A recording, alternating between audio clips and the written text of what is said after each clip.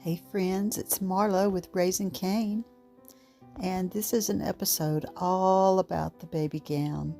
I described it in my thrift haul video that I just posted a couple of days ago, and just felt like I wanted to show you all the steps and how I displayed it. Well, the workmanship, the seamstress who did this just did an excellent job. The little lace inlays and all the gathers and all the seams are just perfect. They're beautiful. It says to me that someone really cared about what they were doing and that this was a special garment and it was going to be for a special baby, that this baby would be cherished and loved. And I think that's why I love old garments like this that are made with such skill and such care. It just stirs up such feelings in me. I'm a very emotional person anyway. It really gets me.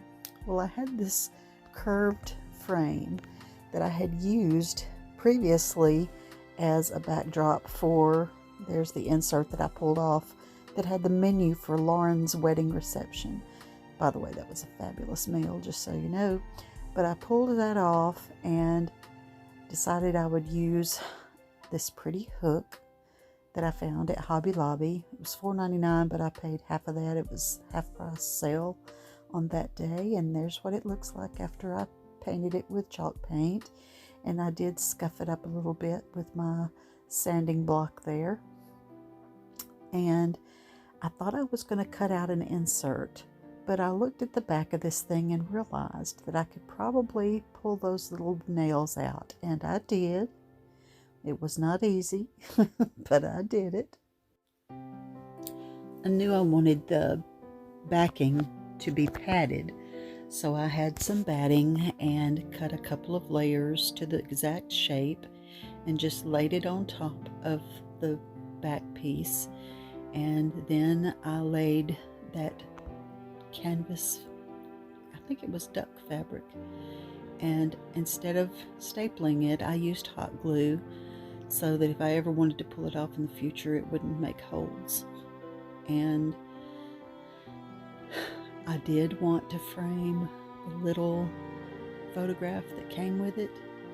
And let me just tell you, Jo Sews on Julie's Signs and Designs Facebook group page, she saw my post and used her skills in research to find some very interesting details about the baby, the woman who wore this dress. That's the only information I had, was the teeny tiny little strip of masking tape and then what was written on the back of that photo. This is the top of my piano, and I'm very much enjoying it. It is just like a little snippet, a little vapor of a time that had passed, and we can just enjoy it and look at it just for a while, just for a little while longer. Just see all the little details and think about the sweetness and the love that must have surrounded the whole birth and raising of this child. And I wonder what she did in her life, and if she even has living relatives. I mean, who would know? How did it end up in Gunnersville in the thrift store? I think she might have been Birmingham area, Montgomery. There's different little clues that we're seeing. But the padded background is just a very soft blush color, and I purposely wanted it to be something very soft and subdued and just barely rustic woven. So the duck fabric or canvasy fabric was perfect, just perfect for that. Also, I found that little sprig of pink flowers that was just one stem from Hobby Lobby. I have this baby gown hanging on a wood plaque ornament filigree cutout, and I did paint and wax the little wood thing. I did it pink with white wax over it. Now there's a spot on that sleeve that you see, and a couple other tiny little spots, and a couple of teeny tiny little holes, but I'm just leaving it as is. I'm not gonna even attempt to do anything about it. And there's the photo of someone's precious little baby that they were so glad to have, that they bought a special dress and put her in it and took her picture. And the picture remains today. The shoes I found at a thrift store in North Carolina, year before last maybe. But I knew that when I saw those, I think I might have paid $4 or $5 for those little shoes. But I wanted to tie in some more of that soft pink color. I really don't know when I've ever picked out rose and pink and blush for my winter into springtime colors for decor. I gotta say, I'm really loving it.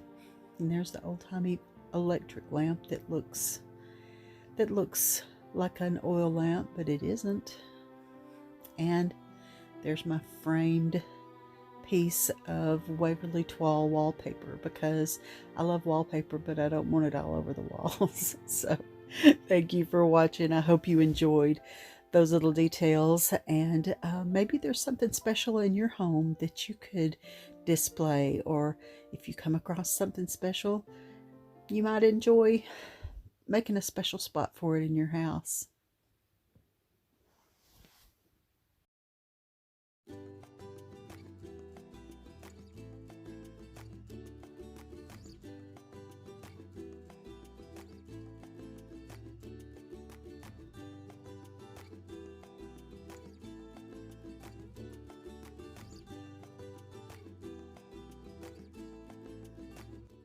So precious. It's got a couple of little rust-looking stains and a couple of little teeny tiny holes, but for 100 years. I feel like it's haunted movie. It's bad.